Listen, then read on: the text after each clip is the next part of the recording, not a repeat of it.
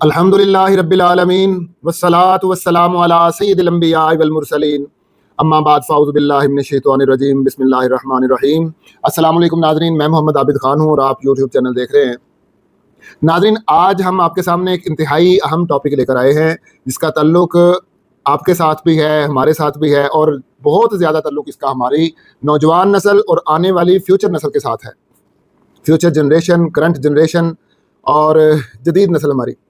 اور ناظرین، یہ ہے پیری مریدی کا ٹاپک، بیعت کرنا، بیعت ہونا، یہ ٹاپک ہے۔ ہم اس پہ ڈیٹیل پہ بات کریں گے۔ سب سے پہلے آپ یہ دو ویڈیو سن لیں، جاوید احمد غامدی صاحب جو ہیں وہ، اور انجینئر محمد علی مرزا صاحب، وہ اس پہ کیا اپنا رائے دے رہے ہیں، آپ سن لیجئے، اس کے بعد ہم بات کرتے ہیں۔ بخاری مسلم میں جتنی احادیث آئی ہیں نا بیعت کی، وہ حاکم وقت کی بیعت ہے، پیری مریدی بیعت نہیں ہے۔ ورنہ جب حضرت ابوبکر کی بیعت ہوئی تھی تو حضرت علی نے اپنا لادہ سے کوئی خانقاہ کھولی ہوئی تھی۔ یہاں تو ایک پیر مرتا ہے، اس کے 4 بیٹے لادہ خانقاہیں کھول لیتے ہیں، سارے ایک کو ہی مان رہے تھے۔ اسی طرح تھا نا۔ تو یہ پیری مریدی کی بیعت بیسیکلی خلافت کو ریپلیس کرنے کے لیے بعد میں ایک اجتہاداً کی ہوئی ہے، ہمیں اس سے کوئی چڑ نہیں ہے۔ اجتہاداً ڈاکٹر اسرار صاحب بھی بیعت لیتے تھے اگر آپ لینا چاہتے ہیں، لیکن یہ بیعت میں اطاعت واجب نہیں ہوگی۔ یہاں تو بیعت کروا کے پتہ نہیں کہاں سے کہاں تک وہ دین سے دور کر دیتے ہیں۔ اس پہ میں اپنی کوئی بات نہیں کرتا۔ پیر نصیر الدین نصیر صاحب کی ایک کتاب ہے پیری مریدی کی شرعیہ سے، جو پیروں کی عزت افزائی اس کے اندر انہوں نے کی ہے نا، انہوں نے ایک جملہ میں بتاتا ہوں، انہوں نے کہا آج کے دور میں جس نے اپنا ایمان خراب کرنا ہے نا وہ مرید ہو جائے، اور جس نے اپنا ایمان بچانا ہے تو پیروں سے اپنے آپ کو بچا کے خود پیر ہو کے۔ میں نے خود ان کو دیکھی۔ جو بیعت ہمارے ہاں صوفیہ لیتے ہیں یا مذہبی لوگ لیتے ہیں، یہ بالکل بدعت ہے، اس کی کوئی گنجائش نہیں۔ اس بیعت میں اصل میں انسانوں کے مابین ایک فرق کو تسلیم کیا جاتا ہے، وہ یہ کہ میں اصلاح کرنے والا ہوں اور آپ کو اصلاح کی ضرورت ہے۔ یہ تفریق صرف پیغمبر اور عام انسانوں کے درمیان کی جا سکتی ہے اور کسی کے درمیان کی نہیں جا سکتی۔ تو رسول اللہ صلی اللہ علیہ وسلم کے بعد اس طرح کی بیعت لینے کا کسی کو حق نہیں ہے۔ سیاسی بیعت یعنی جس میں ایک حکمران اطاعت کا عہد لیتا ہے، وہ اب بھی ہوتی ہے۔ جس وقت آپ اسمبلی میں منتخب ہو جاتے ہیں تو اب بھی حلف اٹھاتے ہیں، وہ قیامت تک آپ لینا چاہیں لے سکتے ہیں، اس لیے کہ اس میں اللہ تعالیٰ نے ایک ذمہ داری کا ہمیں پابند کیا ہے، اطیعوا اللہ و اطیعوا الرسول و اولی الامر منکم، اس کا ہم اظہار کرتے ہیں۔ باقی اور کسی کی بیعت کا کوئی سوال نہیں۔ جی ناظرین، آپ نے ویڈیو سماعت فرما لی، اور غامدی صاحب اور انجینئر محمد علی مرزا صاحب دونوں جو ہیں وہ یہ جو پیری مریدی ہے اور بیعت ہونا، بیعت لینا، یہ اس چیز کے خلاف ہے۔ آج کی ہماری گفتگو کا یہ موضوع بالکل نہیں ہے کہ اس پہ میں شرعی بحث کروں اور میں دلائل دوں کہ یہ کیوں اس کے خلاف ہیں اور یہ کیوں ایسا ہے اور یہ جائز ہے یا ناجائز ہے۔ میں کسی چیز پہ بات نہیں کروں گا، لیکن صرف میں اتنا بتاؤں گا، جسٹ پوائنٹ بتاؤں گا اپنا، کہ بیعت جو ہے اس کی کوئی قرآنی دلیل نہیں ہے۔ بیعت کی کوئی قرآنی دلیل نہیں ہے، کہیں قرآن سے یہ ثابت نہیں ہے کہ پیری مریدی کرو، حکم دیا گیا ہو، یا پیری مریدی فرض ہو، سنت ہو، کوئی ایسا حکم نہیں دیا گیا، نہ ہی اس کے بارے میں کوئی حدیث ملتی ہے۔ یہ میں اس بیعت کی بات کر رہا ہوں جو یہ پیر حضرات بیعت لیتے ہیں، یا جو مرید جا کے کسی پیر کا بیعت ہوتا ہے، میں اس بیعت کی کر رہا ہوں۔ نہ قرآن مجید سے ثابت ہے، نہ احادیث سے ثابت ہے، اور نہ ہی بیعت کرنا صوفیاء سے ثابت، نہ ہی بیعت کرنا کسی صحابی سے ثابت ہے۔ یعنی قرآن، حدیث، اصحابہ، یہ ان تینوں سے، یہ سورس ہے نا ہمارے، ان تینوں سے یہ ثابت نہیں ہے بیعت کرنا اور بیعت ہونا۔ تو پھر جب یہ ثابت نہیں ہے تو اس کا مطلب یہ ہوا کہ غامدی صاحب درست فرما رہے ہیں اور انجینئر محمد علی مرزا صاحب درست فرما رہے ہیں۔ دیکھیں ناظرین، ہمیں جب بھی کوئی حکم آئے ہمیں متعصب نہیں ہونا چاہیے۔ جاوید احمد غامدی صاحب سے آپ کے ہزاروں اختلافات ہوں گے، اور رکھیں آپ اختلافات، یہ میں علماء دین سے بات کر رہا ہوں کہ آپ ہزاروں اختلافات رکھیں۔ انجینئر محمد علی مرزا صاحب سے آپ ہزاروں اختلافات رکھیں، لیکن جس جگہ پہ آپ کو نظر آئے کہ یہ ان کا موقف جو ہے یہ صحیح ہے، اور انہوں نے ایک آواز بلند کی ہے، اور یہ بڑی جرأت والی بات ہے کہ ساری دنیا، سارا عالم اسلام اس کا موقف یہ ہو کہ جی پیری مریدی کے بغیر گزارا ہی نہیں ہے، اور جب تک پیر نہیں پکڑیں گے آپ ہدایت ہی نہیں پائیں گے، اور اللہ تبارک و تعالیٰ تک پہنچنے کے لیے پیر بہت ضروری ہے۔ اس طرح کے بہت سارے عقائد ہیں۔ تو وہاں پہ جاوید احمد غامدی صاحب کا یہ کہنا اور اس کے بارے میں ایک صحیح رائے دینا یہ ایک اعلان جہاد کے مترادف ہے. اور انجینئر محمد علی مرزا صاحب کا وہاں پہ انجینئر محمد علی مرزا صاحب کا اور جاوید احمد غامدی صاحب کا آج کی گفتگو کا موضوع پیری مریدی کے نقصانات، بیعت کرنا، بیعت ہونا، بیعت لینا، اس کے نقصانات، یہ ہمارا موضوع ہے. اللہ سب سے بڑا جو نقصان یہ ہے انرجی ویسٹ ہونا. یعنی ایک ایسے کام کے لیے ہماری نوجوان نسل کی اور تمام مسلمانوں کی انرجی ویسٹ ہو رہی ہے کہ جو قرآن سے ثابت نہیں، حدیث سے ثابت نہیں ہے، صحابہ کے اعمال سے ثابت نہیں ہے، ان کے کوئی ان کی یعنی کہ طریقے سے ثابت نہیں ہے. ساری زندگی ایک مسلمان مرشد کامل کی تلاش میں رہتا ہے.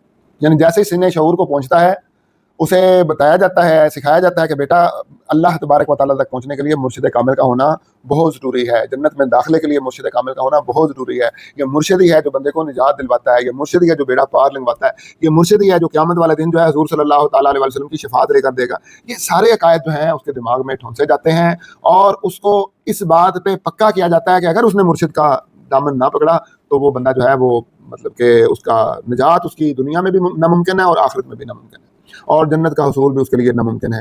یہ عقیدہ جو ہے اس کو پڑھایا جاتا ہے، سکھایا جاتا ہے، بتایا جاتا ہے. تو جب آپ ایک بچے کو ہوش سنبھالتے ہی لڑکپن کی ایج میں جب وہ پہنچتا ہے تو اس طرح کے عقائد اور نظریات اس کے دماغ میں ٹھونستے ہیں تو پھر وہ ساری زندگی اسی عقیدے میں ہی مرشد کامل کی تلاش میں سرگرداں رہتا ہے.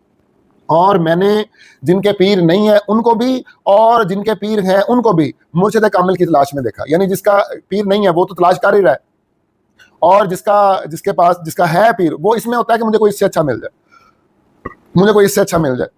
یعنی خوب سے خوب تک کی تلاش، خوب سے خوب تک کی تلاش. ساری زندگی اس کی اسی کام میں گزر جاتی ہے کہ مرشد کامل کیسے تلاش کرنا ہے. اور جب مرشد کامل مل جاتا ہے پھر ساری زندگی اس کی خدمت کرتے کرتے گزر جاتی ہے. دو کاموں میں زندگی گزرتی ہے، مرشد کامل کی تلاش میں، ٹھیک ہے، اور افسوس کرتے رہے کہ مجھے مرشد کامل نہیں ملا. دوسری بات اگر مل جائے تو پھر مرشد کامل کی خدمت کرتے ہوئے. تو ان دو کاموں میں مسلمانوں کی زندگی ساری گزر گئی. اس کے بعد جناب پھر جب مرشد تلاش کرتے ہیں تو صاحب کرامات مرشد چاہیے. اکثریت جو ہے 99% جو ہیں ہمارے مسلمان جو ہیں جو مرشد کی تلاش میں لگے ہوتے ہیں ان کا یہ ہوتا ہے کہ صاحب کرامات مرشد ہونا چاہیے کہ جس کی کرامتیں ہیں. یہ الگ بات ہے سچی کرامتیں جھوٹی کرامتیں، اس طرف نہیں کسی کا ذہن جاتا، بس صاحب کرامات ہونا چاہیے. تو جس پیر نے اپنی کرامات کے جھوٹے قصے بہت زیادہ مشہور کیے ہوتے ہیں اور جس کو جتنا مطلب کہ کانفیڈنس ہوتا ہے اپنی کرامت بتانے میں خود پیر کو، حالانکہ جو اسلاف ہیں وہ ان کا یہی ہے کہ جو خود بتائے اپنی کرامت وہ کرامت ہے ہی نہیں، وہ صاحب کرامت ہی نہیں ہے. جو خود اپنی کرامات بتائے وہ صاحب کرامت ہی نہیں ہے. یہ عقیدہ اہلیاء تصوف کا وہ یہ عقیدہ ہے. لیکن اب یہ عقیدہ کہاں پہ چلا گیا ہے؟ یہ اس جگہ پہ چلا گیا ہے کہ جو جتنے کانفیڈنس لیول سے اپنی کرامت بتائے گا وہ اتنا ہی بڑا پیر ہے اور پروو کر دے گا اپنی کرامت کو، اپنی باتیں بتا کے، اپنے جھوٹے قصے کہانیاں بتا کے پروو کر دے گا کہ میں بڑا کامل ہوں، میری کرامات بڑی کامل ہیں. تو وہ کامل مرشد ہے، پھر وہ صاحب کرامات ہیں. یا پھر جس کے مرید جو ہیں وہ بڑے کانفیڈنس سے اور بڑی پلاننگ کے تحت جو ہے وہ اس کی کرامات بتائیں گے، وہ مرشد کامل ہے، وہ صاحب کرامات ولی ہے، صاحب کرامات وہ بزرگ ہے. تو زندگی گزر گئی مرشد تلاش کرتے کرتے اور اس کی خدمت کرتے کرتے، اور پھر کیوں ساری زندگی گزر جاتی ہے کہ صاحب کرامات مرشد کو تلاش کرنا ہے، عام ہمیں مرشد نہیں چاہیے. تو اس کا رزلٹ کیا نکلتا ہے، اس کا نقصان کیا ہوتا ہے؟ قرآن کا مطالعہ چھوٹ گیا، احادیث کا مطالعہ چھوٹ گیا، اور قرآن و سنت پر عمل چھوڑ کر مرشد کی تلاش. یعنی ہم نے یہ عقیدہ بنا لیا کہ ہمیں قرآن جو ہے یہ مرشد سمجھائے گا، احادیث مرشد سمجھائے گا، وہ بتائے گا کہ کیسے قرآن پہ تو نے عمل کرنا ہے، احادیث پہ کیسے عمل کرنا ہے، اسلام پہ کیسے عمل کرنا ہے، تو پھر میرا عمل جو ہوگا وہ مقبول بارگاہ الہی ہوگا. اس کے بغیر سارے اعمال اکارت ہیں، وہ مقبول نہیں ہیں اللہ تعالیٰ کی بارگاہ میں. یہ عقیدے اس طرح کے کچھ عقیدے کتابوں میں لکھے ہوئے ہیں، کچھ عقیدے سرکولیٹ کر رہے ہوتے ہیں، گردش کر رہے ہوتے ہیں، کتابوں میں نہیں لکھے ہوتے لیکن گردش کر رہے ہوتے ہیں. آپ حلقے کے صوفیاء میں جائیں، آپ ان کے مریدوں میں بیٹھیں، آپ کو سارے عقائد کا پتہ چل جائے گا.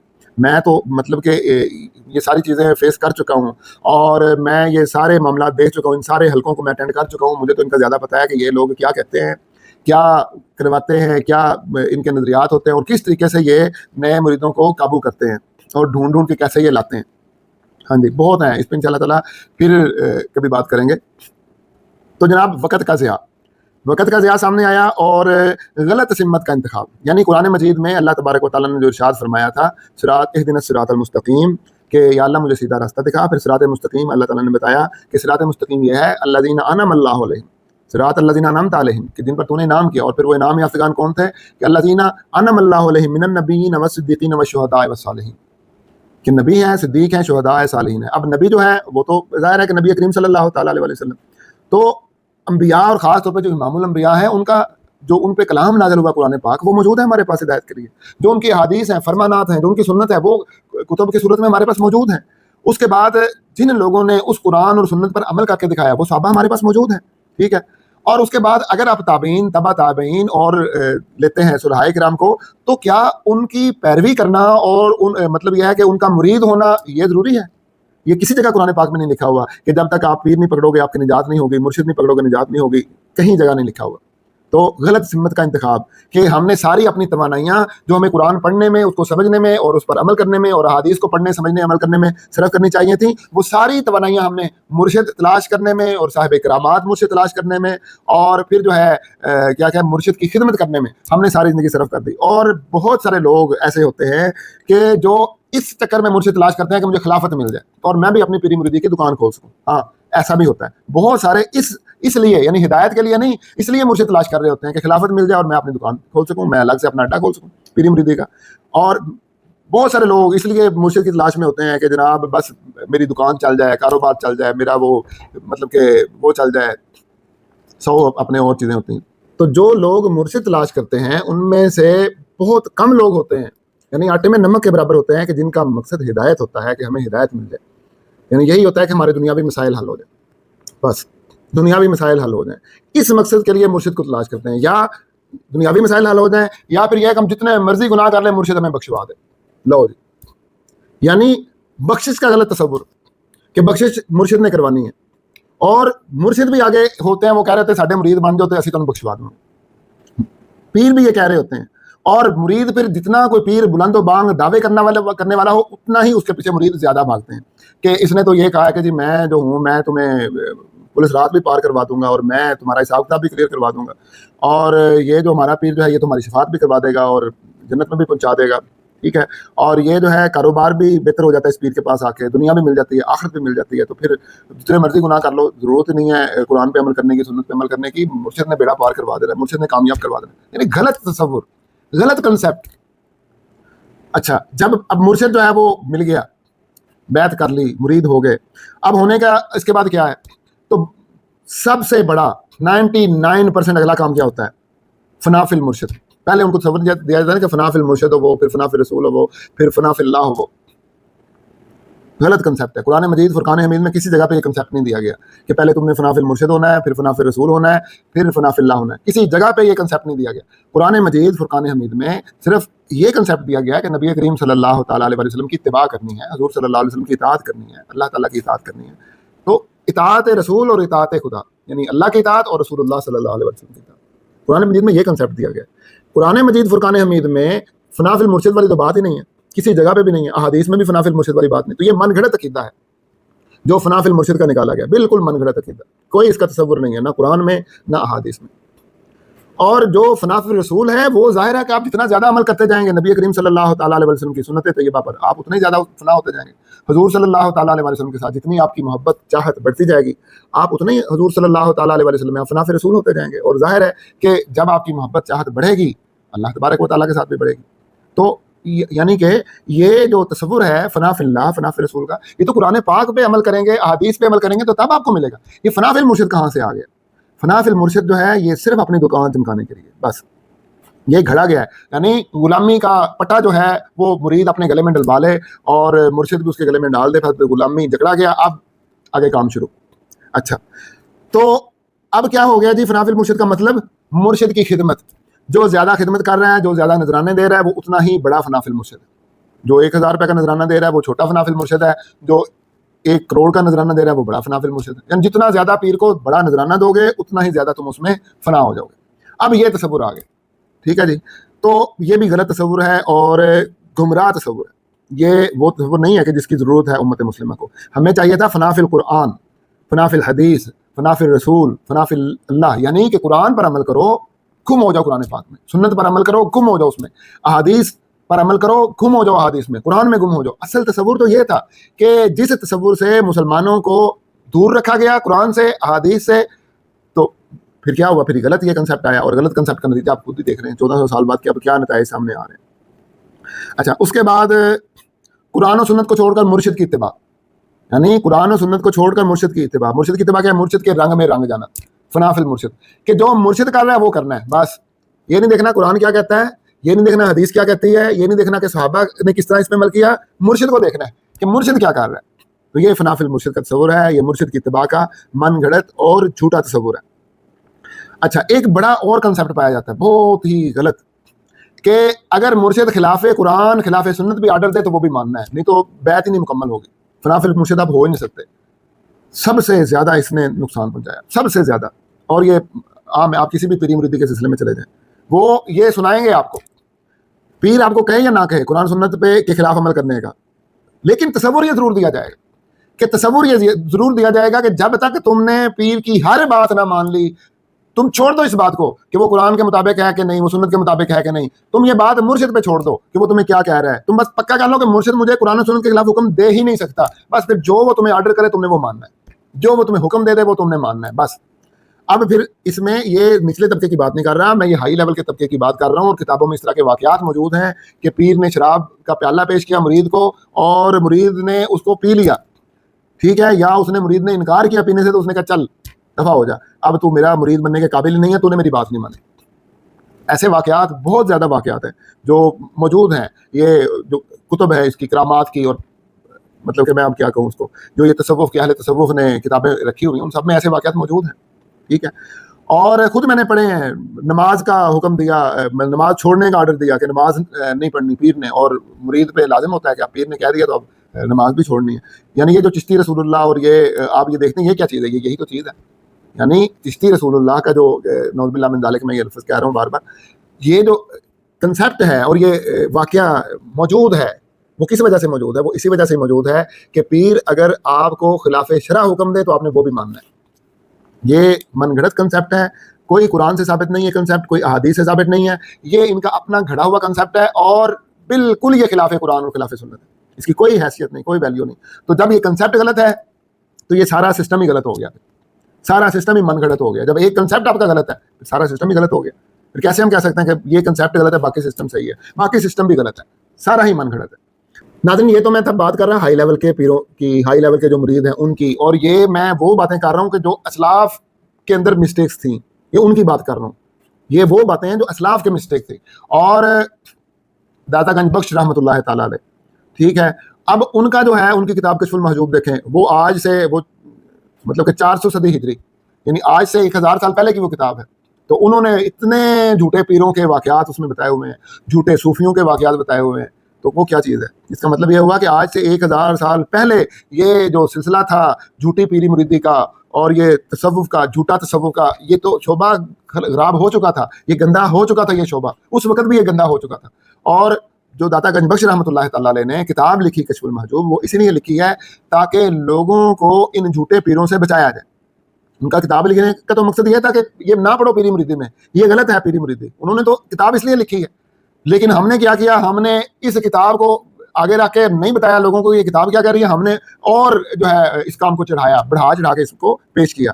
تو مطلب کہنے کا یہ ہے کہ وہ انہوں نے تو ایک اصلاح کی تحریک کے لیے کتاب لکھی تھی تاکہ لوگ جو ہیں بچ جائیں ان صوفیاء سے، جھوٹے صوفیاء سے، پیروں سے، ان سے بچ جائیں۔ لیکن رزلٹ کیا نکلا کہ ہم اور اس میں گھس گئے، ہاں ہم اور اس میں گھس گئے، ہم اور اس میں ملوث ہو گئے۔ تو 1000 سال پہلے یہ جو سلسلہ تھا، سسٹم یہ خراب ہو چکا تھا 1000 سال پہلے۔ یہ تو میں کم از کم 1000 سال بتا رہا ہوں، آپ یوں سمجھیے کہ 1000 سال پہلے سے، یعنی جب سے سلسلہ شروع ہوا ہے تب سے یہ سلسلہ خراب ہو چکا ہوا ہے، یہ پیری مریدی کا، کہ جب پہلا کوئی پیر بنا اور یہ پہلا کوئی مرید بنا، اس کے ساتھ ہی جو تھے جھوٹے پیر بھی میدان میں آ گئے۔ جب دیکھیے نا کہ نبی کریم صلی اللہ تعالیٰ علیہ وسلم کی جو احادیث انہوں نے جب گھڑنی شروع کر دی، یعنی موضوع احادیث گھڑنی شروع کر دی، اور نہیں بخشا انہوں نے نبی کریم صلی اللہ تعالیٰ علیہ وسلم کو، اور بے شمار موضوع احادیث ہیں، تو پھر کیا اس وقت یہ کب حدیثیں گھڑی گئی ہیں؟ یہ تابعین کا دور تھا نا جب حدیثیں گھڑی گئی ہیں، تابعین کے دور میں گھڑی گئی حدیثیں۔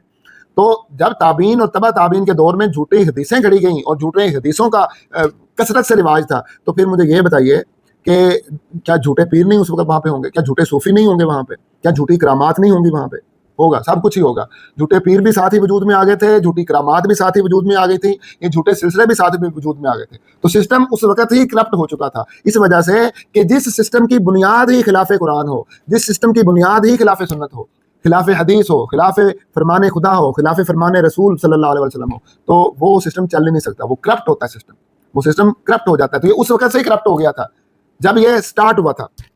یعنی یہ دور کون سا تھا؟ یہ نبی کریم صلی اللہ تعالیٰ علیہ وسلم کی ہجرت کے 100 سال بعد, 100 ہجری تک یہ دور صحابہ تھا. اور 100 ہجری کے بعد یہ 200 سال تک آپ سمجھ لیں کہ دور تابعین تھا. تو دور تابعین میں یہ سسٹم سٹارٹ ہوا پیری مریدی کا, یعنی حضور صلی اللہ علیہ وسلم کی ہجرت کے 100 سال بعد یہ سسٹم سٹارٹ ہوا. تو اس وقت ہی موضوع حدیثوں کا سسٹم ایجاد ہوا. تو اس وقت یہ سسٹم کرپٹ ہو چکا تھا, خراب ہو چکا تھا سسٹم. یہ سارے وجود میں آ گئے تھے, جھوٹے پیر, جھوٹے صوفیاء, اور اس کو نہیں درست کیا گیا اور نہیں اس کی اصلاح کی گئی. رزلٹ کیا نکلا کہ کرپشن بڑھتی گئی, اور آج آپ ہر طرف اس کرپشن کے نظارے دیکھیں گے. کیوں؟ کہ جس کام کی بنیاد ہی غلط ہو وہ کام کبھی بھی توڑ نہیں چڑھ سکتا. خشتے اول چون نہد میں مار کج تا سریا میر ود دیوار کج, کہ جو معمار پہلی اینٹ ٹیڑھی رکھے گا وہ دیوار سریا تک بھی جائے گی تو ٹیڑھی ہی جائے گی. تو اس سسٹم کی بنیاد ہی خلاف قرآن اور خلاف سنت رکھی گئی. یہ سسٹم کامیاب کیسے ہو سکتا تھا؟ اس سسٹم نے کامیاب نہیں ہونا تھا. جس سسٹم کی بنیاد, اب عیسائیوں نے قرآن پاک میں اللہ تعالیٰ نے فرمایا رہبانیت انہوں نے سٹارٹ کی اور خود سے سٹارٹ کی, میں نے کوئی انہیں آرڈر نہیں دیا تھا, اور پھر انہوں نے اس کا حق نہیں ادا کیا. ایسے ہی یہ پیری مریدی کا سسٹم ہے, یہ بیعت کا سسٹم ہے, یہ انہوں نے خلاف قرآن خلاف سنت اپنی مرضی سے انہوں نے سٹارٹ کیا, اپنا ان کا ذاتی اجتہاد تھا. اور پھر جب خلاف پیمبر کسے رہ گزید کہ ہرگز بمنزل نہ خواہد رسید, کہ جو خلاف پیمبر رستہ ڈھونڈے گا نبی کریم صلی اللہ علیہ وسلم کے خلاف ڈھونڈے گا وہ کبھی اپنی منزل مقصود تک نہیں پہنچ پائے گا. تو یہی رزلٹ نکلا کہ آج ہر طرف جھوٹے پیر, جھوٹی دکانیں, اور یعنی کیا سچے کیا جھوٹے ہی ہیں, ہر طرف ہی جھوٹے پیر ہیں. یعنی سچا پیر کون سا ہے؟ جب سسٹم ہی غلط ہے, سارا اس کی بنیاد ہی غلط ہے, تو پھر سچائی کہاں سے آ گئی؟ جب بیعت ہے ہی نہیں قرآن میں, جب حدیث میں بیعت نہیں ہے, پھر سچائی کہاں سے آ گئی؟ جب فنا فی المرشد کا تصور نہیں ہے قرآن میں حدیث میں, پھر سچائی کہاں سے آ گئی؟ کوئی بھی آپ سچے سے سچا پیر بھی لے لو تو وہ بیعت تو کرے گا نا, خلاف سنت کیا اس نے کام, خلاف قرآن خلاف سنت خلاف حدیث چلا, ٹھیک ہے, پھر وہ تصور تو دے گا نا فنا فی المرشد کا, یہ تصور تو دے گا, یہ بھی خلاف قرآن خلاف سنت. تو کتنے سے سچے سے سچا پیر بھی ہے, یہ دو کام تو وہ کرے گا, تو یہ دونوں کام ہی اس کے خلاف قرآن خلاف سنت ہے, تو پھر کیا وہ سچائی رہ گئی؟ سسٹم ہی سارا پاش ہو گیا. ایک بندہ جو ہے وہ اسے بجائے اس کے کہ یہ کہا جائے کہ تو نے اللہ تعالیٰ کے رستے پہ چلنا ہے, اللہ کے محبوب صلی اللہ علیہ وسلم کے, کہ تو نے اللہ اس کے رسول صلی اللہ علیہ وسلم کے رستے پہ چلنا ہے, اس کو کہا جا رہا ہے تو نے مرشد کو دیکھنا ہے, تو نے پیر کو دیکھنا ہے, تم نے پیر کی اتباع کرنی ہے, تم نے پیر کے رنگ میں رنگے جانا ہے, تم نے فنا پھر مرشد ہونا ہے. یہ تو سسٹم ہی کرپٹ ہے. اب یہاں تک, اب میں مطلب کہ کہتے ہیں کوئی شفاف سسٹم نہیں ہے, کوئی ڈگری نہیں ہے, کوئی دیکھنے والا نہیں ہے. کیا دیکھیں گے اس کو؟ کیا دیکھیں گے؟ کس طرح دیکھیں گے؟ جس چیز کی بنیاد ہی غلط ہے اس کی فلٹرائزیشن کیسے ہوگی؟ اس کی شفافیت کیسے ہوگی؟ پاسبل ہی نہیں ہے. ایک پیر مرتا ہے, اس کے بعد اس کا بیٹا مرید بن جاتا ہے. یہ کہاں پہ لکھا گیا ہے؟ کہاں سے ثابت ہے کہ اس طریقے سے پیر مریدی بانٹنی چاہیے؟ ایک پیر ہوتا ہے, اس کے 10 خلفاء ہوتے ہیں, 100 بھی ہوتے ہیں, 1000 خلفاء والے پیر بھی مل جائیں گے. تو یہ سسٹم کہاں سے ہے؟ یہ بالکل کرپٹ سسٹم ہے. اچھا, اس کے بعد آپ اب آ جاتے ہیں وہ لو لیول پہ آ جاتے ہیں, نچلے طبقے میں. یہ تو میں ہائی لیول کی ابھی باتیں کر رہا تھا کہ جو پیری مریدی کا ہائی لیول کا طبقہ ہے, ہائی لیول کے پیر ہیں, ان کا یہ سسٹم ہے. نچلے طبقے میں ہر گاؤں میں آپ کو ایک پیر ملے گا, ہر گاؤں میں پیر بابا ہر جگہ پہ آپ کو ملے گا, ہر محلے میں آپ کو ملے گا. اور ابھی تو یہ آپ یوں سمجھیں کہ یہ میڈیا کی وجہ سے بہت کم ہو گئے ہیں. یہ ماشاء اللہ اقرار الحسن نے بڑا اس پہ ورک کیا ہے, اور مجھے ان کا وہ ایک پرکھچے چینل ہے, وہ اس نے, اس بھائی کا مجھے نام نہیں آ رہا, تو اس نے بڑا اس پہ کام کیا, اور بڑے ہیں بہت لوگ اس کے اوپر کام کر رہے ہیں. تو وہ ان پیروں کے پرکھچے اڑا رہے ہیں, ہاں وہ پرکھچے اڑا رہے ہیں ان پیروں کے, تیا پنچا کر رہے ہیں. تو اس کی وجہ سے بہت ہی کم ہو گیا. وگرنہ ہر محلے میں آپ کو ایک پیر ملنا تھا, ہر گلی میں ایک پیر ملنا تھا, اور ملتا تھا. اور ہر گاؤں میں, اور ابھی بھی آپ کو گاؤں میں پیر ملیں گے, ہر گاؤں میں ایک پیر ملے گا, محلے میں گلی میں پیر آپ کو ملیں گے. وہ کیا ہے؟ وہ یہ جو سسٹم ہے یہ اس کے رزلٹ ہے, اس کرپٹ سسٹم کے رزلٹ ہے. کہ جب آپ ایک کرپٹ سسٹم شروع کرتے ہو پھر اس کے رزلٹ دیکھنے کو ملتے ہیں. یہ اس کے رزلٹ ہے, اور آپ اس پہ قابو نہیں پا سکتے. کوئی طریقہ نہیں آپ کا اس پہ قابو پانے کا. کیوں؟ بنیاد ہی غلط ہے, آپ سٹارٹ ہی غلط کر رہے ہو. آپ کا جو بیسک بنیاد رکھی گئی ہے وہی آپ کی خلاف قرآن اور خلاف سنت رکھی گئی. اچھا, اب وہ جو گلی میں, ہر گلی میں پیر آپ کو, ہر محلے میں پیر آپ کو, ہر گاؤں میں پیر ملتا ہے, وہ کر کیا رہے ہوتے ہیں؟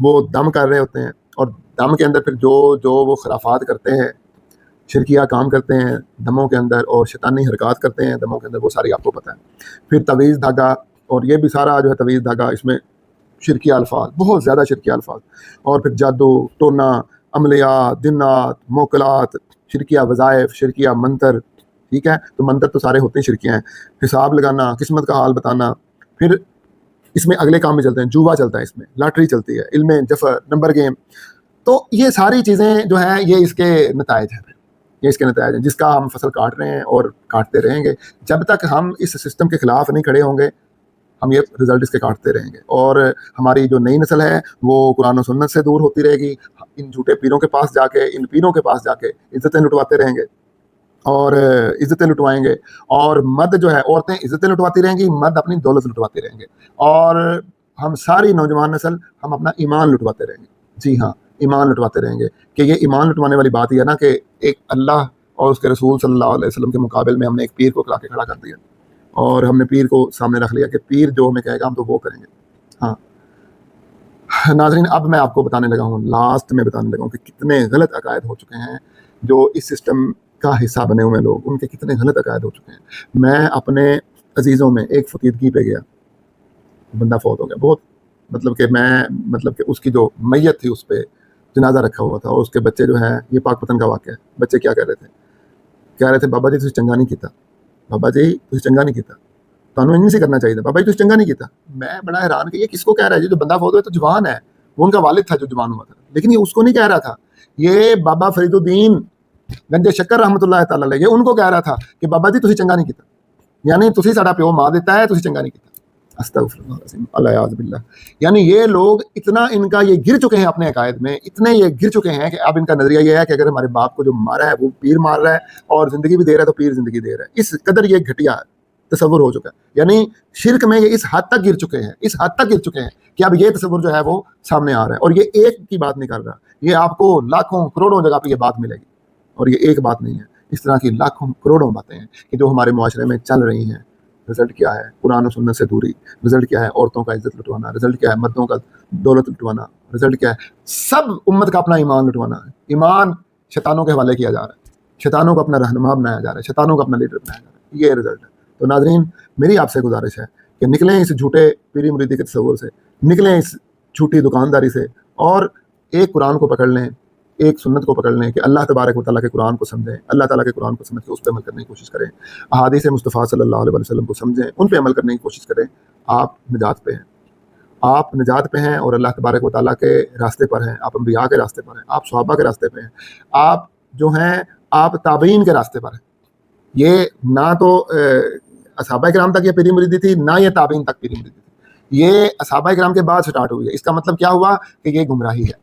اللہ تعالیٰ اس گمراہی سے ساری امت مسلمہ کو محفوظ رکھے۔ وما علینا الا البلاغ المبین، والسلام علیکم ورحمۃ اللہ وبرکاتہ۔